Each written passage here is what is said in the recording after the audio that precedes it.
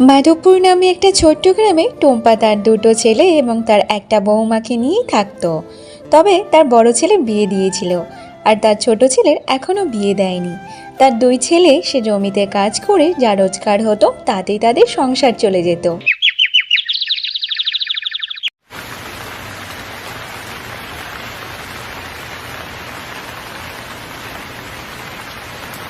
সেই বৃষ্টি কখন থেকে শুরু হয়েছে, এখনো তো থামার নাম নিচ্ছে না। আর আমার লোকটার বলিহারি, সেই তো কখন বেরিয়েছে, এখনো আসার নাম নেই। জানি না সে কোথায় আটকে গেছে, কি করছে না করছে কিছুই বুঝতে পারছি না। কখন যে বাড়ি আসবে না আসবে তার কোনো ঠিকানা নেই। আর এদিকে আমি চিন্তায় চিন্তায় পাগল হয়ে যাচ্ছি।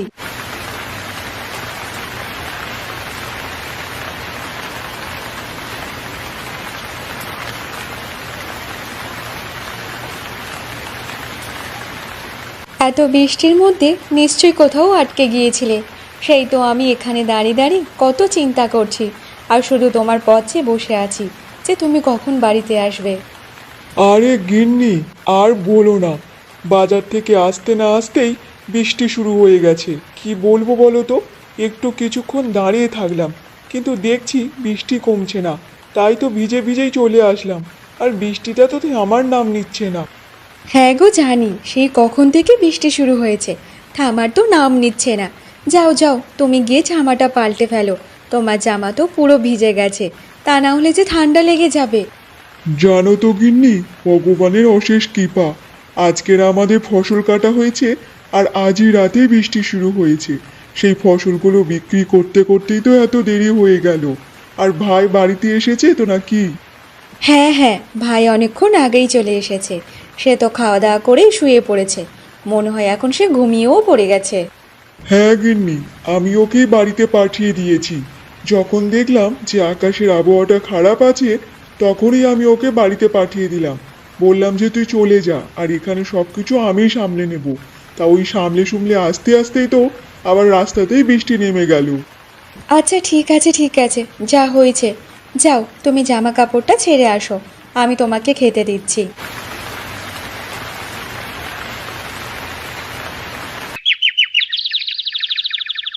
ও গিন্নি, গিন্নি, তাড়াতাড়ি বাইরে এসে কোদালটা দাও তো দেখি। তাড়াতাড়ি জমিতে যেতে হবে।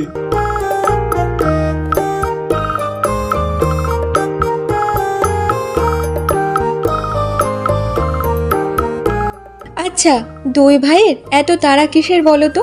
সবে তো খাওয়া দাওয়া করেছো, একটু বিশ্রাম নাও, তারপর তো যাও। পেটের ভাত তো হজমই হবে না যদি এমনভাবে দৌড়ে দৌড়ে যাও। আরে গিন্নি, কালকের বৃষ্টি হওয়ার কারণে আজকে রাতে ঘুমটা ভালোই হয়েছে। তাই তো উঠতে একটু দেরি হয়ে গেছে। কিন্তু তুমি তো ডেকে দাওনি, তার কি করব। এবার যে তাড়াতাড়ি যেতে হবে, আর দেরিও হয়ে গেছে অনেক। গিয়ে দেখি মাঠের অবস্থা কেমন আছে। কি আর করব বলো তো, কাল তো এত রাতে এসেছো ভিজে ভিজে, তাই জন্য আমি আর সকালে ডাকিনি। আর এমনিতে তোমরা তো কাল ফসল কেটে বাজারে দিয়ে এসেছো, আর তো কোনো কাজই নেই এখন। তা দুই ভাই একটু বাড়িতে বসে বিশ্রাম তো নিতে পারো। আরে বৌদি, ওসব তুমি বুঝবে না। আর কি বলবো, কাল এত বৃষ্টি হওয়ার কারণে নিশ্চয়ই মাঠে ঘাটে জল বেঁধে গেছে। এবার জমিতে গিয়ে দেখতে হবে যে কতটা জল কাদা বেড়েছে। আবার সেইগুলো তো আবার পার করতে হবে। আচ্ছা ঠিক আছে, তোমাদের বলেও তোমরা শুনবে না। সব সময় তো জল কাদায় রোদেতে কাজ করে করে অবস্থা খারাপ হয়ে যাচ্ছে, তাই বললাম একদিন বাড়িতে বিশ্রাম নাও। ঠিক আছে, তোমরা যাও।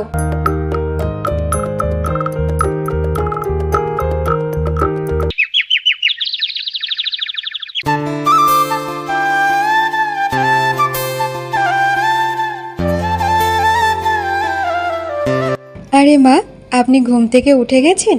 আমি তো আপনাকে ডাকার জন্যই আসছিলাম, ভাবলাম আপনি ঘুমাচ্ছেন, তাই গিয়ে ডেকে আসি, তাই তো এলাম।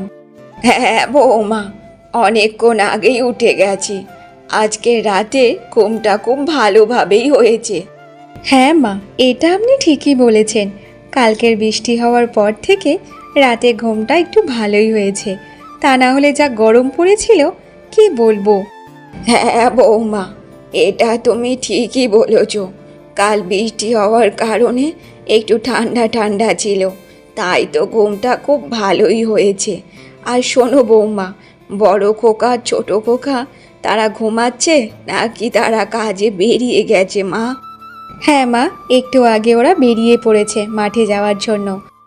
আরে মা রে, তুই তো আমার ঘরের লক্ষ্মী রে মা, লক্ষ্মী। 10 হাত দিয়ে তুই আমার সংসারটা একদম সামলে রেখেছিস। যদি তোর বাবা আজকের বেঁচে থাকতো তাহলে যে এইসব দেখে সে অনেক শান্তি পেত রে। আরে মা, এইসব আপনি কি বলছেন বলুন তো? আপনার মতো শাশুড়ি পাওয়া আমার ভাগ্যের ব্যাপার ছিল। জানি না কোন জন্মে পুণ্যের কাজ করেছি, তাই এ জন্মে তোমার মতো আমি একটা শাশুড়ি মা পেয়েছি। এবার শুধু আমার একটাই চিন্তা রে মা, যদি আমার ছোট ছেলের বিয়েটা দেওয়ার পর ওর বউ কেমন হবে না হবে সেই ব্যাপারটা নিয়ে আমার খুব চিন্তায় আছি রে মা।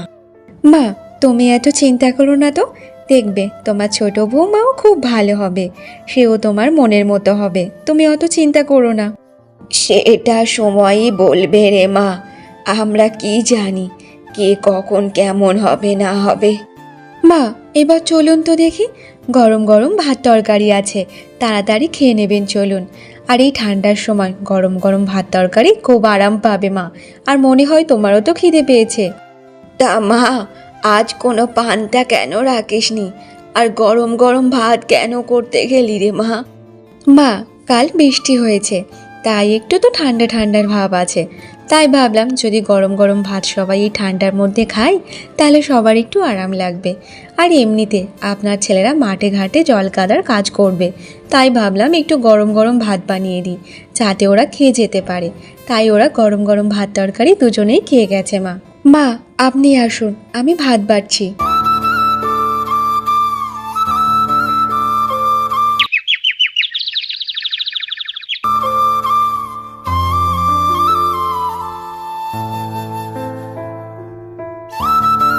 কি গো গিন্নি, কোথায় গেলে? একটু জল নিয়ে এসো তো তাড়াতাড়ি। নাও, এই নাও জল। গিন্নি, এবার আমাদের দুটো খেতে দাও, পেটে যে ছুঁচোয় ডন মারছে গো, খুব জোরে খিদে পেয়েছে। হ্যাঁ বৌদি, খুব জোরে খিদে পেয়েছে, তাড়াতাড়ি খেতে দাও। সেই কোন সকালে খেয়ে গেছি, দুপুর গড়িয়ে বিকাল হতে যাচ্ছে, তাড়াতাড়ি খেতে দাও বৌদি, খেতে দাও। হ্যাঁ গো, আমি জানি তোমাদের খুব জোরে খিদে পেয়েছে। এবার যাও তো, দুজনে গিয়ে পুকুর থেকে একটা ডোব দিয়ে আসো, ততক্ষণ আমি ভাত টাত সব কিছু বাড়ছি। তারপর সবাই একসাথে খেতে বসে। আরে বৌদি, তোমার হাতে রান্নার কোনো জবাব হবে না বৌদি, কি স্বাদ তোমার হাতে রান্না।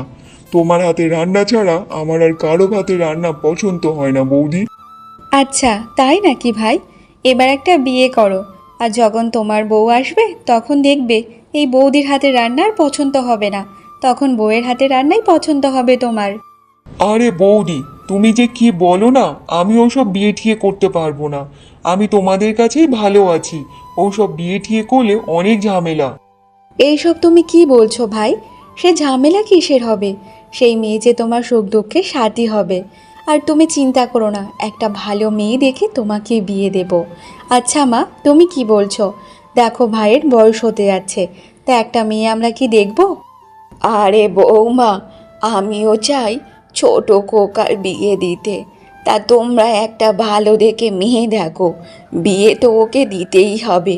আর ছেলে যে আমার শায়না হয়ে যাচ্ছে, যদি এই বয়সে বিয়ে না দিই তাহলে বয়সকালে যে ওর জন্য কোনো মেয়ে দেখা পাবো না। মা, তুমিও বৌদির সাথে সাথে বলতে শুরু করেছো, আমি তোমাদের কাছে ভালো আছি, ওইসব বিয়ে ঠিয়ে আমি করতে পারবো না। বউ যদি এসে আমার দাদা বৌদির সাথে যদি সম্পর্ক নষ্ট করে দেয়, তোমার সাথে যদি নষ্ট করে দেয়, তখন কি হবে বলো তো? আমি তোমাদের ছাড়া থাকতে পারবো না মা, আমি ওইসব বিয়ে ঠিয়ে করবো না, এইসব বিয়ের কথা বন্ধ করো। আরে ভাই, তুমি এত চিন্তা কেন করছো? সেই মেয়ের মধ্যে যদি কিছু কম থাকে তাহলে গড়ে পিঠে মানুষ করার তো আমাদের দায়িত্ব, তাই না? আমাদের বাড়িতে যখন বউ হয়ে আসবে তারপর আমরা সব কিছু শিখিয়ে পড়িয়ে নেব। তাহলে তুমি এত চিন্তা করছো কেন? আর তুমি অত চিন্তা করো না তো, দেখবে মেয়ে অনেক ভালোই হবে, আর তেমন দেখেই মেয়ে তোমার জন্য খুঁজবো ভাই। ঠিক আছে বৌদি, তুমি যেটা ভালো মনে করো সেটাই করো। আরে ভাই, তুই অত চিন্তা করিস না তো, সব কিছু দায়িত্ব তোর বৌদির ওপর ছেড়ে দে, দেখ না তারপর কি হয়। তাহলে মা, ভাই তো রাজি হয়ে গেছে, তাহলে কি আমরা মেয়ে দেখা শুরু করব? একটা ভালো দেখে মেয়ে দেখে ভাইয়ের চেয়ে বিয়ে দিতে হবে। আর আমি আর কতদিন বলো তো সংসারে একাই কাজ সামলাবো? আমার সাথে যদি একটা সঙ্গী পাই, দুজনে হাতে হাত মিলিয়ে কাজ করব, কত না ভালো হবে। ঠিক আছে বৌমা, তাহলে তোমরা মেয়ে দেখা শুরু করো মা। এমনভাবে বেশ কিছুদিন কেটে যায়, আর রমেশের জন্য একটা ভালো মেয়ে দেখে তাকে বিয়েও দিয়ে দেয়। তবে রমেশের বউ খুব সুন্দরী ছিল, আর খুব সুন্দর দেখতেও ছিল।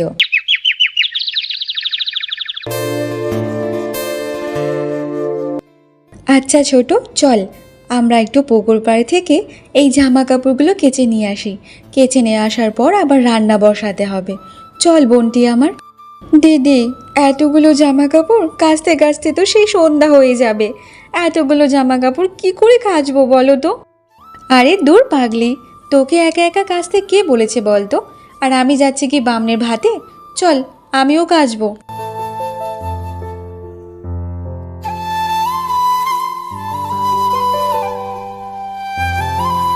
জানিস ছোট, তোর বিয়ের পর থেকে আমি তো ভালোভাবে কথাইও বলতে পারছি না। তোকে কিছু কথা জিজ্ঞাসা করব বোন আমার, তুই কিন্তু সত্যি কথা বলবি। হ্যাঁ দিদি, বলো না কি কথা। আচ্ছা ছোট, বিয়ের পর তোর নতুন শ্বশুরবাড়ির মানুষজন কেমন লাগছে বল তো দেখি। আমার শ্বশুরবাড়ির সবাই খুবই ভালো দিদি, আর সবাই তো আমাকে খুবই ভালোবাসে। কেউ বুঝতেই দেয় না যে আমি এই বাড়িতে নতুন বউ হয়ে এসেছি। যেটা প্রয়োজন সবাই সেটা আমার সামনে এনে দেয়। আর সব থেকে ভালো তুমি, যেটা আমার প্রত্যেকটা কাজে কাজে তুমি আমাকে সাহায্য করো। থাক থাক ছোট, আর প্রশংসা বেশি করতে হবে না। ঠিক আছে, চুপ কর এবার। আরে দিদি, আমি তো সত্যিই বলছি। আর শোনো দিদি, এবার তুমি কাছাকাছি করো, আমি একটু উপরে গিয়ে বসি। আর ভালো লাগছে না, কাচতে কাচতে তো কোমর পিঠ যন্ত্রণা হয়ে যাচ্ছে। এবার তুমি কাচো তো, আমি একটু গিয়ে বিশ্রাম নিই। আচ্ছা ঠিক আছে ছোট, তুই যা উপরে গিয়ে একটু বিশ্রাম নে। তার থেকে আমি সব জামা কাপড়গুলো একটু কেচে নিই।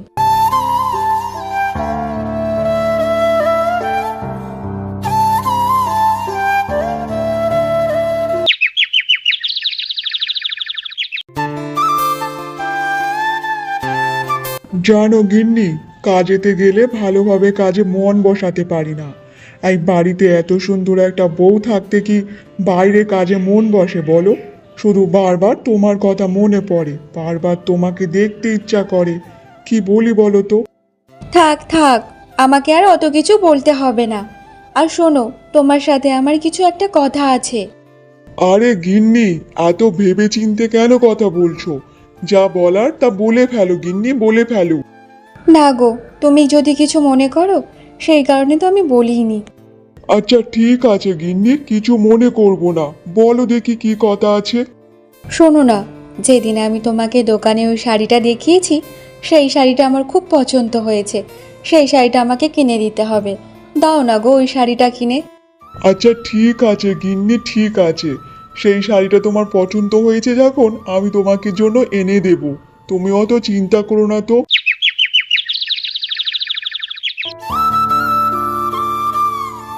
মা, আমি কিন্তু আপনার জন্য ইলিশ মাছ ভেজেছি।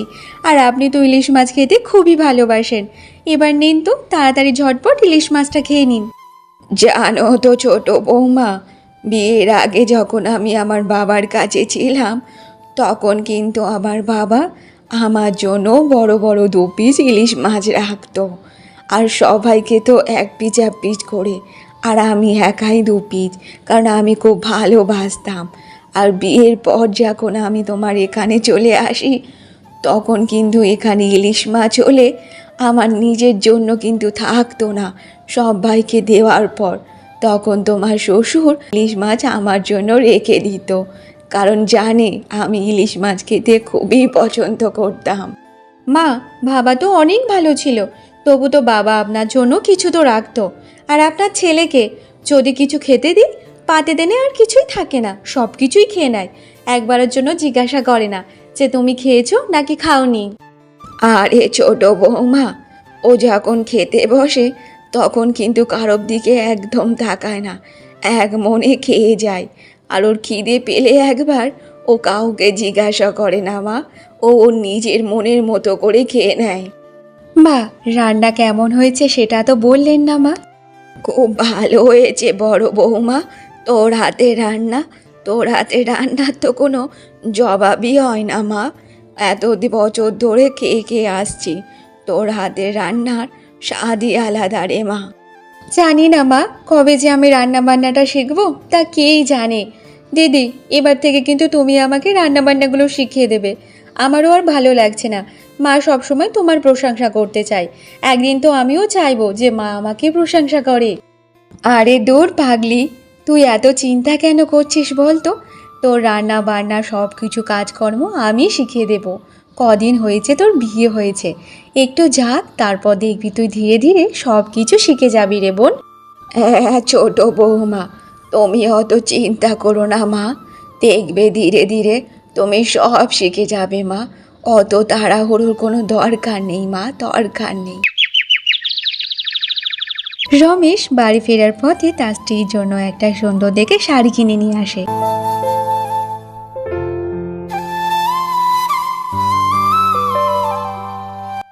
এই নাও গিন্নি তোমার শাড়ি, তুমি যে শাড়িটা পছন্দ করেছিলে সেই শাড়িটা নাও। আরে, তুমি নিয়ে এসেছো? আমি ভেবেছিলাম তুমি ভুলেই গেছো। বাহ, খুব সুন্দর শাড়িটা। দিদি দেখো শাড়িটা কত সুন্দর। ভাই, ভাগ্যিস তুমি শাড়িটা নিয়ে এসেছো। যদি শাড়িটা না নিয়ে তুমি বাড়িতে ঢুকতে, তাহলে বোধহয় আজকে তোমার আর খাবার কপালে জুটতো না, বুঝেছো? হ্যাঁ বৌদি, সে তো জানি, তাই মনে করেই নিয়ে এসেছি শাড়িটা। আচ্ছা থাক থাক তোমাদের কথা, তুমি চলো ঘরে চলো, আর আমি তোমাকে খেতে দিচ্ছি।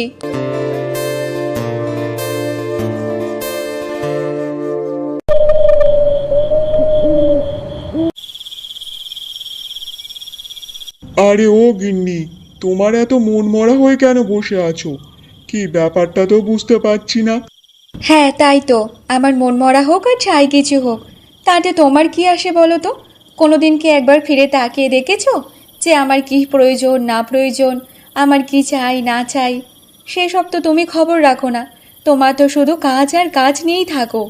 ওহো গিন্নি, এবার শান্ত হও তো, বলো তো কি হয়েছে, আর এতটা অভিমান কেন সেটাই বলো। আজকের ভাই ছোটোর জন্য একটা সুন্দর শাড়ি এনে দিয়েছে, আর তুমি আমার জন্য তো এখনো পর্যন্ত একটা শাড়ি কিনে দাওনি। সেই পুজোর সময় একটা শাড়ি কিনে দিয়েছো, সেই পুজো 1 বছর আগে হয়েছে, এখনো পর্যন্ত একটা শাড়ি কিনে দাওনি। দেখো তো ওদের মধ্যে কত ভালোবাসা, আর ছোটোর জন্য একটা সুন্দর দেখে শাড়ি কিনে নিয়ে এসেছে ভাই। ও আচ্ছা আচ্ছা, এবার বুঝেছি যে আমার গিন্নির এতটা মুখটা কেন ফুলে আছে। ঠিক আছে গিন্নি, তুমি অত চিন্তা করো না তো, আমি তোমার জন্য কালকে ওরকমই একটা শাড়ি এনে দেবো, তুমি অত চিন্তা করো না। তুমি সত্যি বলছো আমাকে শাড়ি কিনে দেবে? হ্যাঁ গিন্নি হ্যাঁ, চলো চলো, এবার চলো তো দেখি শুয়ে পড়ো তো, কালকে তোমার জন্য আমি একটা ওরকমই শাড়ি এনে দেবো।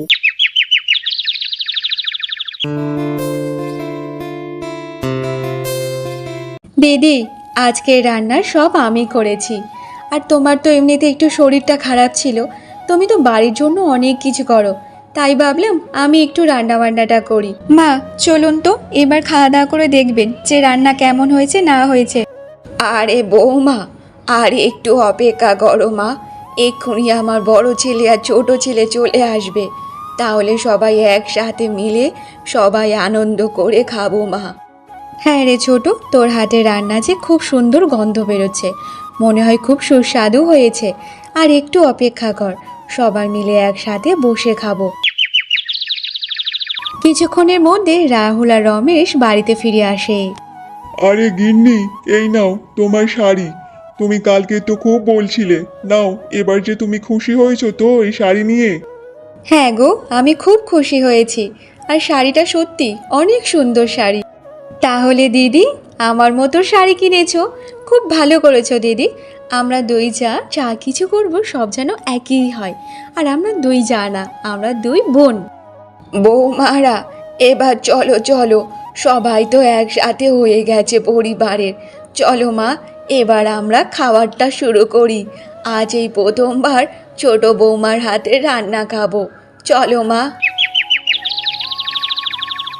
তারপর সবাই খাবার খেয়ে বলতে থাকে, আরে গিন্নি, এ তুমি কি বানিয়েছো? কাংড়ার টক? আরে এত সুস্বাদু! সত্যি তুমি এত ভালো রান্না কিভাবে শিখলে বলো তো? হ্যাঁ বৌমা, তুমি যে খুব সুন্দর রান্না করেছো। এমন রান্না আমার বড় বৌমার হাতের মতো স্বাদ পাচ্ছি মা। আমার ছোট বৌমা আর বড় বৌমা বাবা রূপে গুণে আর সব কিছু কাজকর্মে একদম পরিবাটি রে মা, পরিবাটি। সত্যি খুব সুন্দর রান্না হয়েছে মা, খুব সুন্দর। মা, এই সব রান্নাবান্না কিন্তু আমি বড়দি ভাইয়ের কাছ থেকে শিখেছি। তবে এটা বলতে পারো, যদি দিদি আমাকে এইসব না শেখাতো তাহলে কিন্তু আমি এত ভালো স্বাদের রান্না কোনোদিনও পারতাম না। হ্যাঁ ছোট, তা আমি আমার বোনকে শেখাবো না তা কাকে শেখাবো বল তো? তুই যখন বউ হয়ে এই বাড়িতে এসেছিস তখন আমি মনে মনে শপথ নিয়েছিলাম যে তুই যদি কিছু না জানিস তোকে কিন্তু গড়ে পিটেই আমরা করে নেব। তাহলে কেন করবো না বল? আমি অনেক ভাগ্যবতী, অনেক ভাগ্য করে আমার দুটো বৌমা পেয়েছি লক্ষ্মী প্রতিমার মতো। আর এমন যেন বৌমা প্রতিটা ঘরে ঘরে হয়। আর এরা তো শুধু আমার বৌমা না, আমার মেয়েও তাই।